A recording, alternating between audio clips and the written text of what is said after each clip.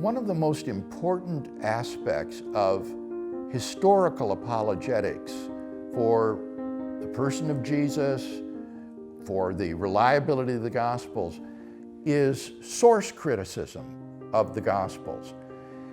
The modern New Testament scholar doesn't simply quote from the Gospel of Luke or the Gospel of John.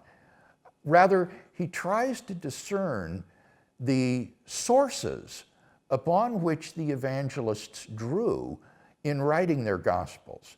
Luke, for example, refers to the many people who have tried to write an account of the things that have transpired concerning Jesus of Nazareth. And he says that having consulted these, he will now attempt to give an orderly account of his own. The other gospel writers also draw upon earlier traditions, whether written or more likely oral traditions that come to be embodied in their Gospels.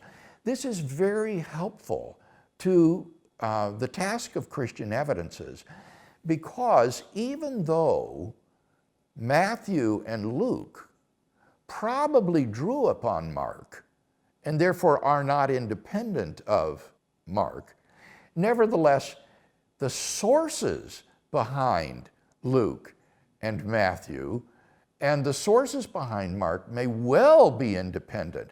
For example, in addition to Mark, most scholars think that Luke and Matthew drew upon another source that is arbitrarily called the Q document, which was a source of sayings of Jesus, teachings of Jesus, rather than an account of the events of his life.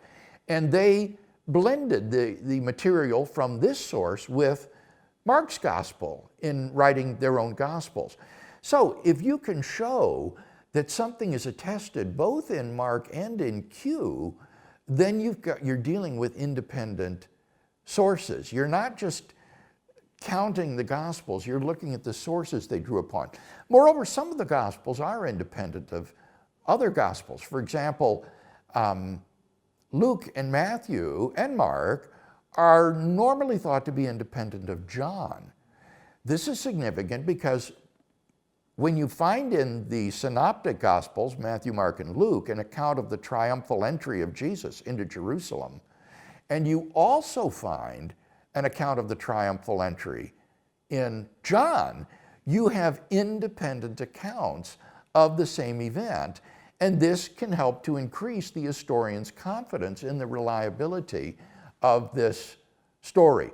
Paul then provides additional independent information about Jesus. The letters of Paul have been called a fifth gospel.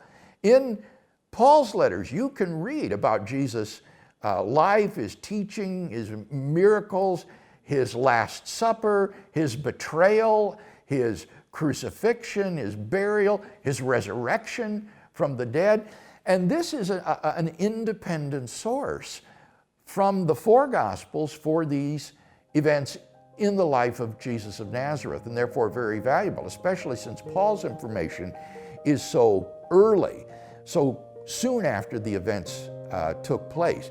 So that's what's meant by independent sources. It's not just talking about the Gospels, but it's dealing with the sources upon which the Gospels and Paul drew, which are independent of one another.